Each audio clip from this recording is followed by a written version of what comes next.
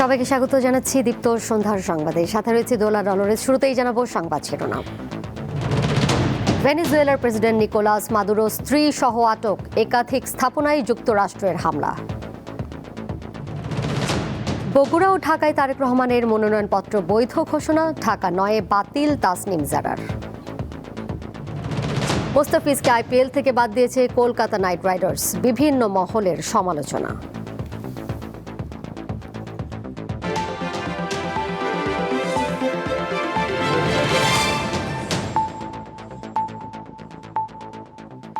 ভেনেজুয়েলার president Nicolas Maduro ও তার স্ত্রীকে আটক করা হয়েছে বলে জানিয়েছেন মার্কিন প্রেসিডেন্ট ডোনাল্ড ট্রাম্প।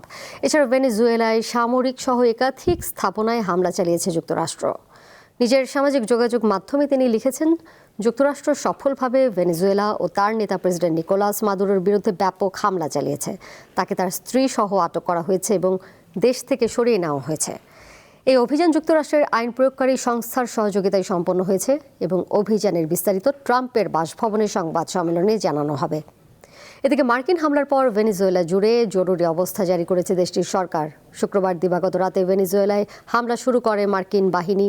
এ সময় রাতভর কারাকাসের বিভিন্ন জায়গায় বোমা ও বিমান ওড়ার আওয়াজ এবং একের পর এক বিস্ফোরণের শব্দ শোনা যায়।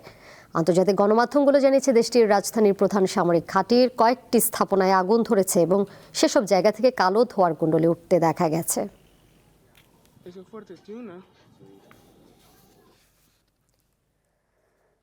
আসন্ন ত্রয়োদশ জাতীয় সংসদ নির্বাচনকে ঘিরে পঞ্চম দিনের মতো মনোনয়নপত্র যাচাই বাছাই চলছে। ঢাকা ৯ আসনের স্বতন্ত্র প্রার্থী এবং জাতীয় নাগরিক পার্টি এনসিপির সাবেক নেত্রী তাসনিম জারার মনোনয়নপত্র বাতিল করেছেন ঢাকা জেলা প্রশাসক ও রিটার্নিং কর্মকর্তা। তাৎক্ষণিক প্রতিক্রিয়ায় নির্বাচন কমিশনে আপিল করার কথা জানান জারা। ঢাকা ১৭ আসনে বিএনপির ভারপ্রাপ্ত চেয়ারম্যান তারেক রহমানের মনোনয়নপত্র বৈধ ঘোষণা করেছেন রিটার্নিং কর্মকর্তা। এছাড়া ঢাকা ১১ আসনে এনসিপির আহ্বায়ক নাহিদ ইসলাম, ঢাকা ৮ আসনে একই দলের নাসিরউদ্দিন পাটোয়ারি, ঢাকা ১৫ আসনে জামায়াত ইসলামীর আমির শফিকুর রহমান ও ঢাকা ৬ আসনে বিএনপির মনোনীত প্রার্থী ইশরাক হোসেনের মনোনয়নপত্র বৈধ ঘোষণা করেছেন রিটার্নিং কর্মকর্তা।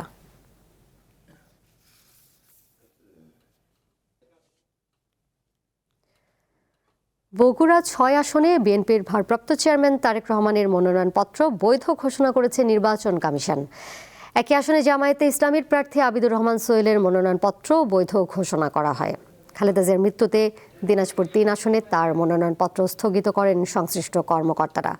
এছাড়া ঠাকুরগাঁও ১ আসনে বিএনপির মহাসচিব মির্জা ফখরুল ইসলাম আলমগীর সহ দাখিল করা ৩টি মনোনয়নপত্রের সবটি বৈধ ঘোষণা করা হয়। ঠাকুরগাঁও ২ সংসদীয় আসনে ৮টির মধ্যে ৬টি মনোনয়নপত্র বৈধ ও ২টি স্থগিত করা হয়েছে। নারায়ণগঞ্জ ১ আসনে মোট ৮ জন প্রার্থীর মধ্যে ৬ জনের বৈধ এবং ২ জনের মনোনয়নপত্র বাতিল ঘোষণা করেন রিটার্নিং কর্মকর্তা।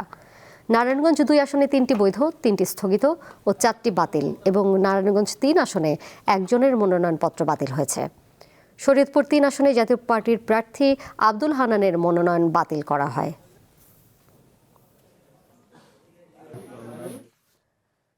জাতীয় পার্টির একাংশের চেয়ারম্যান আনিসুল ইসলাম মাহমুদের মনোনয়নপত্র বাতিল করা হয়েছে। শনিবার দুপুরে চট্টগ্রাম ৫ হাটহাজারী আসনের রিটার্নিং কর্মকর্তা ও চট্টগ্রাম বিভাগীয় কমিশনার এই সিদ্ধান্ত জানান। হলফনামার সঙ্গে জমা দেওয়া দলীয় মনোনয়নপত্রের স্বাক্ষরের সঙ্গে নির্বাচন কমিশন থেকে পাঠানো দলীয় মনোনয়নপত্রের স্বাক্ষরের মিল না থাকায় তার মনোনয়নপত্র বাতিল করা হয়। একই আসনে মনোনয়নপত্র যাচাই বাছাইয়ের সময় চট্টগ্রাম ৫ আসনের স্বতন্ত্র প্রার্থী বিএনপি নেতা এস.এম. ফজলুল হক ও শাকিলা ফারজানা সহ মোট ১২ জনের মনোনয়নপত্র বাতিল করা হয়। আসনটিতে বিএনপির প্রার্থী মীর মোহাম্মদ হেলাল উদ্দিনের মনোনয়নপত্র বৈধ ঘোষণা করা হয়েছে।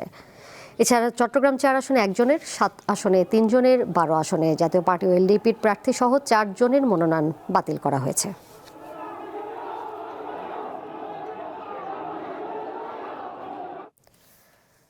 সদ্যপ্রয়াত বিএনপি চেয়ারপারসন খালেদা জিয়ার পথ ধরেই চলবে বিএনপি, এমনটি জানিয়েছেন বিএনপির জ্যেষ্ঠ নেতারা। শনিবার জিয়ার সমাধিতে শ্রদ্ধা জানিয়ে সাংবাদিকদের তারা এ কথা বলেন। বিএনপির স্থায়ী কমিটির সদস্য নজরুল ইসলাম খান বলেন, খালেদা জিয়া ও জিয়াউর রহমানের অসমাপ্ত কাজ করবে বিএনপি। দেশের উন্নয়নের শ্রমজীবীদের কল্যাণে খালেদা জিয়া কাজ করে গেছেন বলেও জানান তিনি। আর বিএনপির জ্যেষ্ঠ যুগ্ম মহাসচিব রুহুল কবির রিজভী আহমেদ বলেছেন, মায়ের দেখানো পথ ধরেই দেশকে এগিয়ে নিয়ে যাবেন তারেক রহমান। তার দেখানো পথ দিয়ে এগিয়ে গেলেই গণতন্ত্র সমুন্নত রাখা সম্ভব হবে। শ্রমজীবী মানুষের জন্য তার অসংখ্য অবদান আছে। দেশনেত্রী বেগম খালেদা জিয়াও শ্রমজীবী মানুষের জন্য অনেক কিছু করেছেন। উনিই প্রথম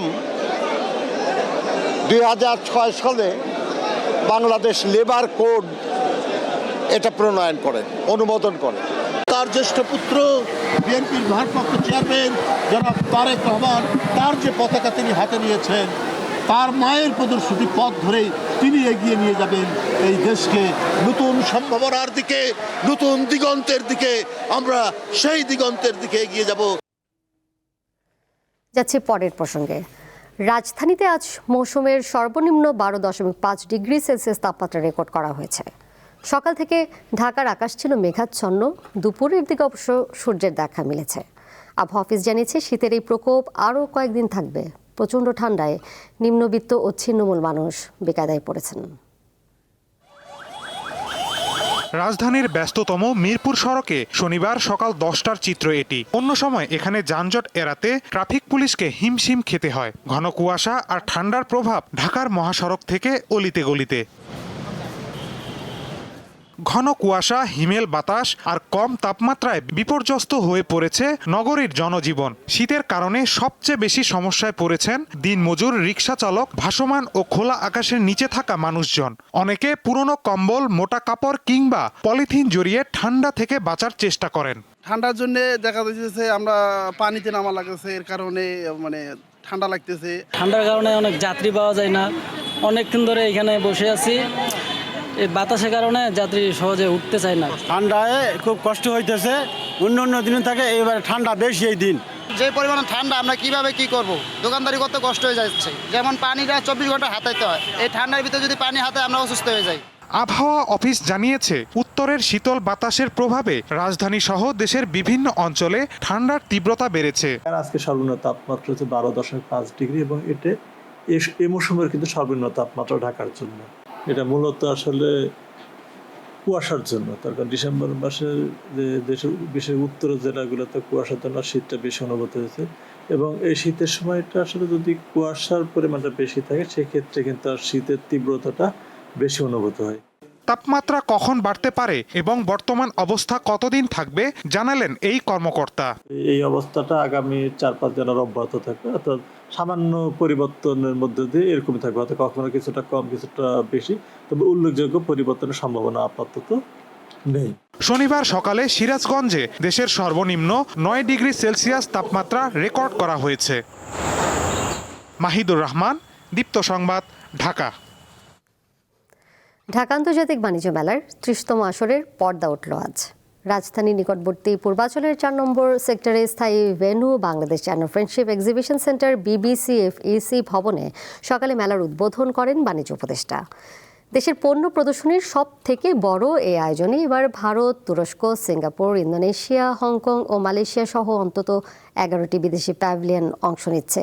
দেশ বিদেশের উদ্যোক্তাদের অংশগ্রহণে 324টি স্টলে বিভিন্ন ধরনের পণ্য প্রদর্শন এবং বিক্রির ব্যবস্থা করা হয়েছে। পরিবেশ সুরক্ষার বিষয়টি গুরুত্ব দিয়ে মেলা প্রাঙ্গণে পলিথিন ব্যাগ ব্যবহার সম্পূর্ণ নিষিদ্ধ ঘোষণা করেছে কর্তৃপক্ষ। মেলায় প্রবেশের জন্য টিকিটের মূল্য নির্ধারণ করা হয়েছে 50 টাকা এবং শিশুদের জন্য 25 টাকা। তবে মুক্তিযোদ্ধা, প্রতিবন্ধী ব্যক্তি এবং জুলাই আন্দোলনে আহতরা পরিচয়পত্র প্রদর্শন সাপেক্ষে বিনামূল্যে মেলায় প্রবেশ করতে পারবেন।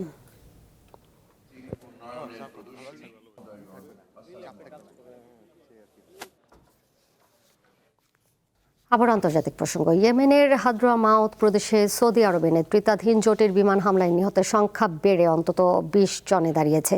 এই ঘটনায় আরও বহু মানুষ আহত হয়েছেন। বার্তা সংস্থা AFPর বরাতে এ তথ্য জানিয়েছে আল জাজিরা। দেশটির বিচ্ছিন্নতাবাদী সশস্ত্র রাজনৈতিক গোষ্ঠী STCর এক সামরিক কর্মকর্তা ও চিকিৎসা সূত্রের বরাতে প্রতিবেদনে বলা হয়, সৌদি নেতৃত্বাধীন জোটের বিমান হামলায় হাদ্রামাউতের 2টি সামরিক ঘাঁটিতে অন্তত 20 জন STC সদস্য নিহত হন। প্রদেশটির সবচেয়ে বড় সামরিক ঘাঁটি আল খাসা ক্যাম্পে 7টি পৃথক বিমান হামলা চালানো হয়। একই সঙ্গে সেওন সামরিক ঘাঁটিতেও প্রাণঘাতী হামলার খবর পাওয়া গেছে। বিমান হামলার পাশাপাশি হাদ্রামাউতে স্থলভাগেও ব্যাপক সংঘর্ষ চলছে। ইরানে চলমান বিক্ষোভে এ পর্যন্ত অন্তত 7 জন নিহত হওয়ার তথ্য দিয়েছে দেশটির কর্তৃপক্ষ। বিক্ষোভকারী এবং নিরাপত্তা বাহিনীর মধ্যে সংঘর্ষে বৃহস্পতিবার 6 জনের মৃত্যুর খবর জানিয়েছে ইরানের আধা সরকারি সংবাদ সংস্থা ফার্স।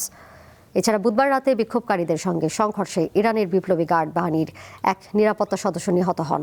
অনেক বিক্ষোভকারী দেশের সর্বোচ্চ নেতার শাসনের অবসানের দাবি জানিয়েছেন, কেউ কেউ আবার রাজতন্ত্র ফিরিয়ে আনার দাবিও তুলেছেন।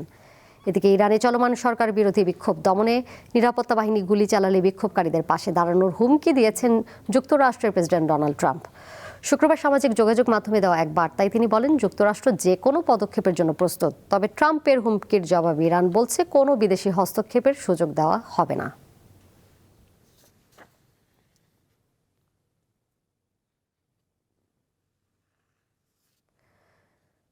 যুদ্ধবিরতি উপেক্ষা করে গাজায় বারবার প্রাণঘাতী হামলা চালাচ্ছে ইসরায়েলি বাহিনী। এবার উত্তর গাজায় ইসরায়েলি বাহিনীর গুলিতে এক ফিলিস্তিনি শিশু নিহত হয়েছে। এই ঘটনায় নারী ও শিশু সহ আরও কয়েকজন আহত হন। সংবাদ মাধ্যম আল জাজিরা জানায়, গত বৃহস্পতিবার উত্তর গাজার জাবালিয়া আল নাজলা শহরে ইসরায়েলি বাহিনীর গুলিতে 11 বছর বয়সী শিশুর প্রাণ যায়। এছাড়া দক্ষিণ গাজার খান ইউনিস শহরের নেমসাউই কবরস্থানের কাছে ইসরায়েলি বাহিনীর গুলিতে এক শিশু ও এক নারী সহ 4 ফিলিস্তিনি আহত হন। গাজার সরকারি মিডিয়া অফিস জানিয়েছে, গত 10 অক্টোবর যুদ্ধবিরতি কার্যকর হওয়ার পর থেকে এ পর্যন্ত ইসরায়েলি হামলায় অন্তত 416 জন ফিলিস্তিনি নিহত হয়েছেন।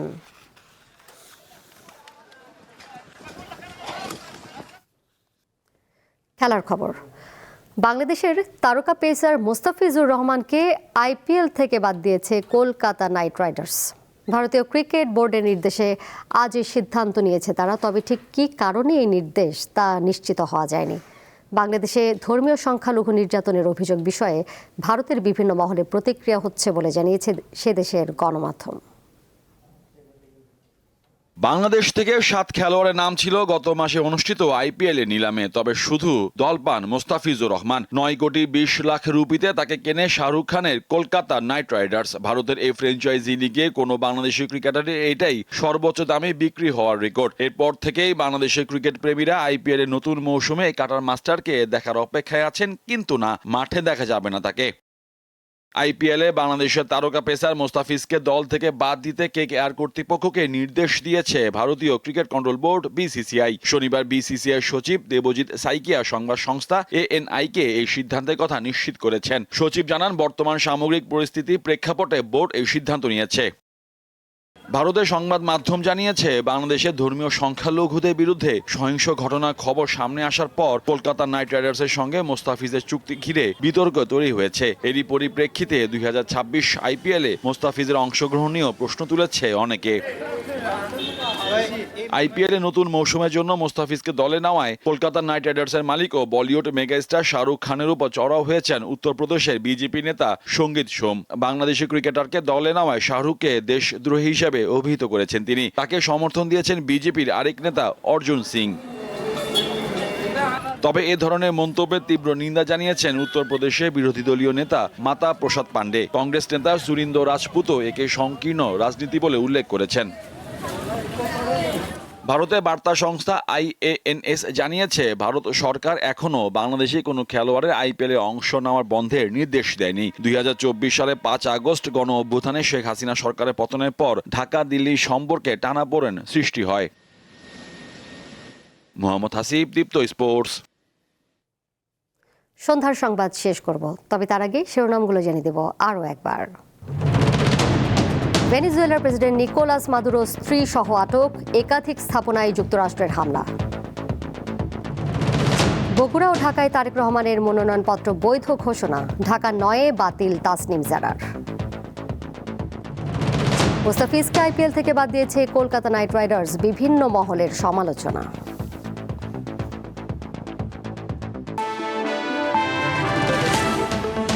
এই ছিল এখনকার মতো। পরের সংবাদ দেখবেন রাত 11টায়। এছাড়াও আরও তথ্য এবং বিনোদনের নানা খবর জানতে যুক্ত থাকুন দীপ্ত ডিজিটাল প্ল্যাটফর্মে। ধন্যবাদ সবাইকে।